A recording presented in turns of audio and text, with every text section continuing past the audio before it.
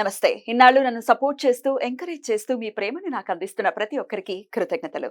అలాగే ఈ వీడియో కూడా ఖచ్చితంగా మీకు ఉపయోగపడుతుంది. లైక్, షేర్ అండ్ సబ్స్క్రైబ్ చేసి మీ సపోర్ట్‌ని నాకు అందించండి. అలాగే ఈ వీడియో పట్ల మీకున్న అభిప్రాయాన్ని కామెంట్ సెక్షన్‌లో కామెంట్ చేసి తెలియజేయండి. ఇప్పుడు వీడియోని చూద్దాం. నమస్తే, వెల్కమ్ టు అవర్ ఛానల్. నేను పద్మిని. ప్రస్తుతం మనతో పాటు ప్రముఖ ఆధ్యాత్మికవేత్త, జ్యోతిష పండితులు కేఎస్ఆర్ గారు మనతో పాటు ఉన్నారు. మాట్లాడదాం. సార్ నమస్తే. సార్ సార్ ధనాధిపతి అని బోర్డు మీద రాయడం జరిగింది. వావ్, ధనాధిపతి అదే మనకి ఏ గ్రహం ఖచ్చితంగా డబ్బులు ఇస్తుంది అనేది అస్ట్రాలజీ ప్రకారం మనం తెలుసుకోవచ్చు. అయితే శుక్రుడు ఒకవేళ డబ్బులు ఇస్తున్నాడా, బుధుడు ఇస్తున్నాడా, ఎవరు ఇస్తున్నారా అనేది తెలుసుకుని ఖచ్చితంగా తద్వారా ఆ గ్రహాది దేవతని కొలిస్తే గనక ఏమైనా డిఫరెన్స్ ఉంటుందా? ఒకవేళ ఇవ్వట్లేదు ఏమంటే శుక్రుడే ఇవ్వాలని కానీ మాకు డబ్బులు ఏం రావట్లేదు అంటే ఏమిటి బ్లాకేజ్ ఎక్కడ ఏర్పడింది ఒకసారి మాకు చెప్తారా? తప్పకుండా. ఎందుకంటే ఇవాళ మనకి ధనమూలం మిథున జగత్ అన్నాం కాబట్టి ధనం చుట్టే అందరూ తిరుగుతున్నారు, ధనం కోసమే పరితపిస్తున్నారు. కానీ ఆ ఇంధనం మనం ఒడిసి పట్టుకోవాలి అంటే గనక ఖచ్చితంగా జాతకాన్ని మనం పరిశీలించాల్సిన అవసరం అయితే ఖచ్చితంగా ఉంది. సో ప్రతి రాశికి ఎప్పుడు కూడా ఆయా రాశులు బట్టి లేదా ఆయా లగ్నాల బట్టి ఈ ధనాధిపతి అనేది మారటం అనేది ఉంటుంది. సో పైగా ఆ ధనాధిపతి ఎలాంటి స్థితిగతులు బట్టి కూడా ఎంత సంపాదిస్తాడు లేదా సంపాదించే దాంట్లో అన్యాయ అక్రమం తెలుస్తుందా? Right, black money. సో అలాంటివి ఉన్నాయా లేదా ఇలాంటివన్నీ కూడా మనకి ఆ ధనాధిపతి కొలువు తీరిన స్థానం బట్టి ఉంటుంది. సో అయితే అవన్నీ చెప్పాలి అంటే కనుక లోపల ఇంకా కొద్దిగా విస్తృతంగా ఉండాలి. బట్ ఇప్పుడు మనం మటుకు తెలుసుకోవాల్సింది ఈ రోజు వరకు ఏంటంటే అసలు ధనాధిపతి ఆయా రాశికి ఎవరు? రాశి యాక్చువల్గా లగ్నం. సరే, లగ్నం మొదటి నుంచి మనం ఎప్పుడు కూడా అన్ని వీడియోలో కూడా అదే చెప్తున్నాం. లగ్నం తెలిసిన వాళ్ళకైతే కనుక ఫస్ట్ ప్రిఫరెన్స్ దానికే ఇవ్వాలి. లగ్నం తెలియని వాళ్ళు రాశిని బట్టి ఇవ్వండి. రెండు తెలిస్తే వాళ్ళు ఇంకా మహానుభావులు. సో వాళ్ళకి మనం చెప్పక్కల ఎంతో కొంత అవగాహన అనేది ఉంటుంది. సరే, ఇవాళ మనం చెప్పేది ఏంటంటే ప్రస్తుతం ధనాధిపతి అనే మనం అంశం తీసుకున్నాం కాబట్టి ఏ రాశికి ఎవరు ధనాధిపతి అవుతారు, వాడు ఎక్కడ ఉంటే మేలు చేస్తాడు. ఇది అక్కడ ఉండడమే కాదు, అంటే సెకండ్ ప్లేస్ లోనే ఉన్నారు. అలాగే ఇవన్నీ రాసులు అనుకోండి. ఇక్కడ మనం ఇచ్చిన దాని ప్రకారం ఏంటంటే ఇక్కడ ఇది సపోజ్ మేష రాశి అయినా కానీ మనం దానికి అధిపతిగా కుజుడు వేసాం. సో ఇది వృషభ రాశి, మనం ఇక్కడ శుక్రుడు వేసాం. సో ఇది మిథున రాశి, బుధుడు వేసాం. తర్వాత కర్కాటక రాశి, చంద్రుడు వేసాం. సింహరాశి, ఇది అలా మిగతావి కూడా. సో రాశులందరికీ ఆల్మోస్ట్ ఆల్ తెలుస్తాయి కాబట్టి నేను మొత్తం 12 రాశులు చెప్పట్లేదు కానీ బట్ ఈ రాశులకి అధిపతులు ఇచ్చాం ఇవాళ మనం. సో ఎప్పుడైనా సరే రాశి అనేది మనకి దక్షిణ ఆరోస్కోప్ లో అంటే నార్త్. సో మనకి మెయిన్ ఏంటంటే దక్షిణాది వాళ్ళందరూ కూడా ఈ చక్రాన్ని ఫాలో అవటం అనేది ఉంటుంది. కొంతమంది అపసవ్యం అనేది ఒకటి ఉంటుంది. అపసవ్యాన్ని ఫాలో చేస్తారా? మనకి ముఖ్యంగా తూర్పు గోదావరి జిల్లాలో కూడా కొంతమంది అపసవ్యం అని ఫాలో అయ్యే వాళ్ళు ఉంటారు. సో అప్పుడు మళ్ళీ కొద్దిగా కన్ఫ్యూజ్ అవుతుంది. కానీ ఇదేంటి మనందరికీ తెలిసిన పద్ధతి, ఎక్కువ శాతం మందికి ఇదే పద్ధతి. సో ఇక్కడ సపోజ్ మేష రాశి నాది అన్నారండి.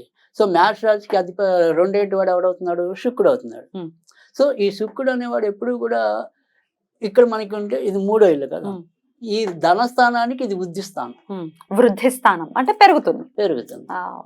సో ఎప్పుడు కూడా ఈ ధనాధిపతి ధనస్థానంలో ఉంటే ఖర్చులు అధికంగా ఉంటాయి.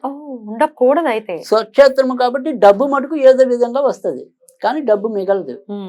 సో ఆ డబ్బు వృద్ధి చెందాలి అంటే కనుక ఖచ్చితంగా 3వ ఇంట్లో ఉండాలి. సో ఈ శుక్రుడు మేషరాశి వాళ్ళకి శుక్రుడు ఇక్కడ 2వ ఇంట్లో ఉంటే అది వృషభ రాశికి అయితే ఇందాక మనం చెప్పుకుంది ఇది మేషరాశికి స్వక్షేత్రంలో ఉన్నట్టు, 2వ ఇంట్లో ఉన్నట్టే. సో 2వ ఇంట్లో ఉన్న వాళ్ళకి డబ్బులు అయితే బాగా వస్తాయి. కానీ ఇక్కడ ఖర్చులు అనేది ఏంటంటే ఈ శుక్రుడు పరిపూర్ణ శుభుడు కాదు వీళ్ళకి. ఎందుకంటే ఎప్పటికైనా మారకుడు కూడా ఆయన 2వ ఇంటి వాడు మారకుడు అవుతాడు. సో కనుక ఇక్కడ ఏంటంటే ఆడవాళ్ళ రూపేనా ఎక్కువ ఖర్చులు అవుతాయి వీళ్ళకి, మేషరాశి వాళ్ళకి. ఓకే, లేదా ఆడవాళ్ళకి చీటికి మాటికి వాళ్ళ కాస్మెటిక్స్ కోసం, చీరల కోసం ఎక్కువ ఖర్చు పెట్టాల్సిన అవసరం వస్తుంది. సో అందుకని ఆ రకంగా కొంతవరకు ఇబ్బంది ఉంటుంది. కానీ స్వక్షేత్రం కాబట్టి డబ్బులు అయితే ఏదో విధంగా వస్తాయి. కానీ ఇదే శుక్రుడు ఇక్కడ 3వ ఇంట్లో ఉంటే అప్పుడు ఖచ్చితంగా మంచిది ఉంటుంది. ఏ రకంగా మంచి ఉంటుందంటే ముఖ్యంగా వీళ్ళు ఏదైనా సరే కాంపిటేటివ్ ఎగ్జామ్స్ గనక ప్రిపేర్ అయితే అక్కడ విజయం లభించడంతో పాటు గవర్నమెంట్ జాబులకు ఎవరైనా ప్రిపేర్ అయితే కనుక అంటే ప్రభుత్వ సంపాదన తినే అవకాశాలు ఉంటాయి. అర్థమైంది కదా. తర్వాత రెండోది వచ్చేప్పటికి ఏంటంటే ఇది బుధ క్షేత్రం కాబట్టి ఏదైనా సరే స్వయం వృత్తుల్లో ఉన్న వాళ్ళకి కూడా లాభం ఎక్కువ ఉంటుంది. అంటే Business. డాక్టర్ అవటం బిజినెస్ బిజినెస్ కాదా, స్వయం. సెల్ఫ్ ఎంప్లాయిడా? Right. సో అంటే ఏదైనా సరే చార్టెడ్ అకౌంట్లు అనుకోండి, లాయర్లు Yes. అనుకోండి, అలా స్వయం వృత్తులు ఏవైతే ఉంటాయో వాటి ద్వారా ఆర్జన చేయడానికి అయితే ఉంటాయి. Right. సో మనకి ఇది మంచిదే. తర్వాత కర్కాటకం 4వ ఇల్లు అయితే భూములు అంటే వారసత్వ ఆస్తులు ఉంటాయి. Hmm. సో వారసత్వ ఆస్తులు అమ్ముకుని ధనాన్ని కూడబెట్టడం అనేది ఉంటుంది. అదే ఇక్కడ పంచమంలో ఉన్నాడు ఈ శుక్రుడు. కానీ పంచమంలో ఉంటే కనుక పిల్లలు పుట్టేదాకా ఇబ్బందులు ఎదుర్కొంటారు. పిల్లలు పుట్టాక కలిసి వస్తుంది. పిల్లలు పుట్టే కొంతమంది మాకు అబ్బాయి పుట్టాక కలిసి వచ్చిందండి అంటుంటారే. అంటారు. సో అలాంటి వాళ్ళకి ఇక్కడ ఉంటే కలిసి వస్తుంది. ఇంకా 6వ ఇల్లు మాత్రం ఇది పైగా ఏదైతే మ్యాటర్ శుక్రుడు నీచస్థానం కాబట్టి ఇక్కడ వీళ్ళ డబ్బంతా కూడా అన్యాయంగా సంపాదించడమైనా ఉంటుంది, Oh. లేదా ఉన్నట్టుండి ఆకస్మికంగా మొత్తం పోగొట్టుకోవటమైనా ఉంటుంది. అంటే ఏదైనా సరే మనం ఏమంటాం, ఈ బెట్టింగ్లు అనుకోండి, ఇలాంటి తొందరపాటు చర్యలతో పాటు చేసుకోవటం అనేది కూడా ఇక్కడ ఉంటుంది. కనుక ఇది అంత శుభక్షేత్రం కాదు. మేష రాశి వాళ్ళకి కన్యా రాశిలో ఉండకూడదు శుక్రుడు. ఓకే. ఇక తులారాశి, ఈ తులారాశిలో ఉంటే కూడా కొంతవరకు ఇబ్బందులు ఉంటాయి. ఏ రకంగా ఇబ్బందులు ఉంటాయి అంటే అదేమిటి స్వక్షేత్రం కదా ధనాధిపతికి కదా, కానీ అయినప్పటికీ కూడా ఇక్కడికి వచ్చేప్పటికి ఎందుకు ఇబ్బందులు ఎక్కువగా ఉంటాయి అంటే కనుక ఇది సాధారణంగా ఈ సమసప్తక స్థానాలు కదా. ఈ సమసప్తక స్థానాల్లో ఎప్పుడు కూడా ఈ మేష రాశి వాళ్ళు ఇతరులతో పార్ట్నర్షిప్ చేసి పాటు చేసుకోవటం. సో ఏదైనా సరే పార్ట్నర్షిప్ వ్యవహారాలకు దూరంగా ఉంటే ప్రయోజనం ఉంటుంది. కానీ ఎప్పుడైనా సరే ఇక్కడ శుక్రుడు ఉన్నాడు అంటే కనుక ఆ పార్ట్నర్షిప్ వ్యవహారాలని పాటు చేస్తాడు. ఓకే. సో అందుకని ఇక్కడ ఉండకూడదు. Hmm. తర్వాత ఇక్కడైతే అసలు ఉండకూడదు. వృచ్చికంలో ఉండకూడదు. వృచ్చికల్లో అసలు ఉండకూడదు. వృచ్చికల్లో ఉంటే అష్టమంలో శుక్రుడు అనేవాడు ధనాధిపతి అష్టమంలో ఉంటే కనుక వ్యసనాల రీత్యా డబ్బు పాటు చేయడం అనేది ఉంటుంది. సో కనుక ఖచ్చితంగా రోగాలకి వ్యసనాలకే ఖర్చు అవుతుంది.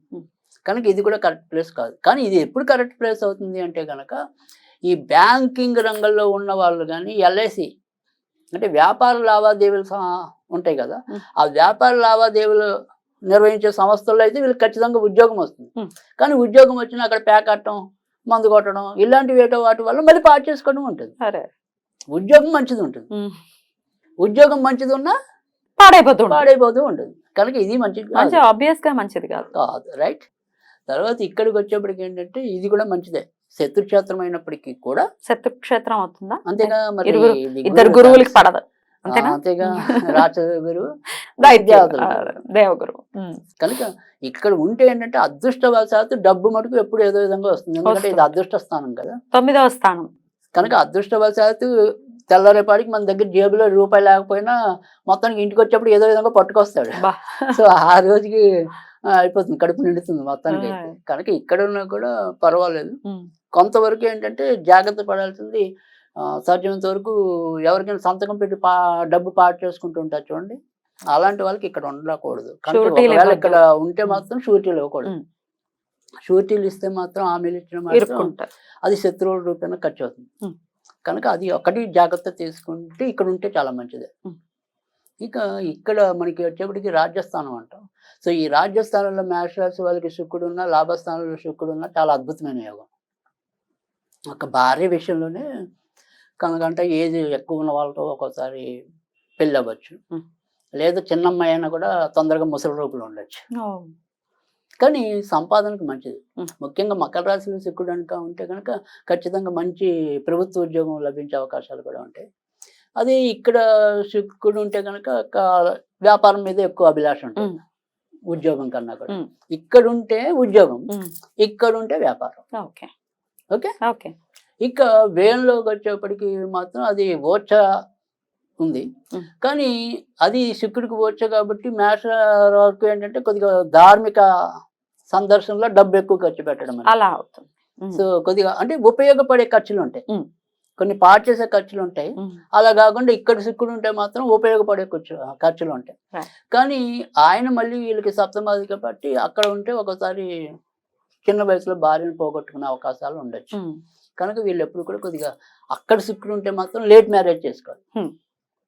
లేట్ అంటే ఎన్నేళ్ళకి? మా లెక్కల మగాళ్ళు అయితే కనుక ఖచ్చితంగా 28+. ఆడవాళ్ళు అయితే 24+. అబ్బా అది లేటా? యాక్చువల్ గా అది చాలా తొందరగా తెలుసా? అంటే ఇప్పుడు రోజులు బట్టి మేము అదే ఒకప్పుడు అంటే మనం ఆడవాళ్ళని 16 ఏళ్ళకే అమ్మాయిలు కదా. సో ఇప్పుడు కొంతవరకు దాని లేట్ అంటే ఇంకా లేట్ అయితే మంచిదే. రైట్. కాదు. సో ఇలా మేషరాశి వారికి పర్టికులర్ గా శుక్రుడు ఇస్తూ ఉంటాడు డబ్బులు. Right. మరి ఎక్కడుంటే ఎలా ఇస్తారు అనేది చెప్తూ ఉన్నారు. అయితే ఏమంటే మీరు చెప్పిన స్థానంలోనే ఉన్నారు కానీ రావట్లేదు, సమ్ బ్లాకేజ్ ఉంది అని అంటే వీళ్ళు చేసుకోవాల్సినటువంటి పరిహారం ఏంటి? రైట్. అంటే ఇక్కడ మనకి ఏంటంటే ఇందాక మీరు చెప్పిన కారణంలో ఏదైనా సరే శుక్రుడు వాళ్ళు ఉండవలసిన ప్లేస్ లో ఉండి మనం చెప్పిన విధానంలో రాలేదు అంటే కనుక ఖచ్చితంగా వాళ్ళకుంటే మిగతా గ్రహాల దృష్టి ఉండొచ్చు. తర్వాత ముఖ్యంగా మేము పాటించే ఏదైతే కేపీ పద్ధతి ఉంటుందో అక్కడ నక్షత్రాలు కరెక్ట్ గా వాళ్ళు ఉన్న నక్షత్రాలు కరెక్ట్ ఉండకపోవచ్చు. సో అది మనం పూర్తిగా జాతకం చూస్తే కానీ కానీ మామూలుగా ఏంటంటే మనం చెప్పవలసినంత వరకు ఇక్కడ శుక్రుడు కదా, వీళ్ళకి డబ్బు రావట్లేదు ఏ కారణాల వల్లైనా అనండి, అంటే జాతకంలో మిగతా కారణాలు ఏవైనా అనండి. సో బేసిక్ గా ఏది చేస్తే మంచి జరుగుతుంది, ఏం చేస్తే డబ్బులు రావడం అనేది జరుగుతుంది మేషరాశి వారికి కదా. శుక్రుడు కాబట్టి ఖచ్చితంగా ఇక్కడ మనం ఏంటంటే మగాళ్ళు అయితే కనుక ఖచ్చితంగా ఎంతో కొంత ఇంట్లో పెళ్లి కాకపోయినా సరే అమ్మాయిలు ఎవరైతే ఉంటారో వాళ్ళని ఖచ్చితంగా గౌరవించాలి. సో అంటే మనం చెల్లెళ్ళు అక్కలు ఉంటే వాళ్ళని గౌరవించాలి, పెళ్ళి అయిపోతే భార్యను గౌరవించాలి. అది main fundamental rule.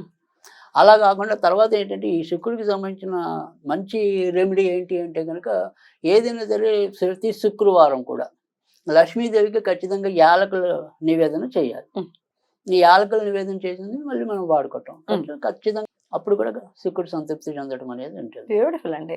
So definite గా మేషరాశి వారికి ఇది ఉపయోగపడుతుంది. ధనాధిపతి శుక్రుడు అవుతున్నాడు కాబట్టి వాళ్ళు ఏం చేసుకోవచ్చు అనేది చాలా సవివరంగా తెలియజేశారు. కృతజ్ఞతలు. ఇక నెక్స్ట్ ఎపిసోడ్ లో వృషభ రాశి వారికి ఎవరు ధనాధిపతి, ఎట్లా ఆ ధనాధిపతి ఎక్కడుంటే ఎట్లాంటి రిజల్ట్స్ ఇస్తారు, ఒకవేళ రిజల్ట్స్ కరెక్ట్ గా రావట్లేదంటే ఏం చేయాలి అనేది నెక్స్ట్ ఎపిసోడ్ లో చూద్దాం.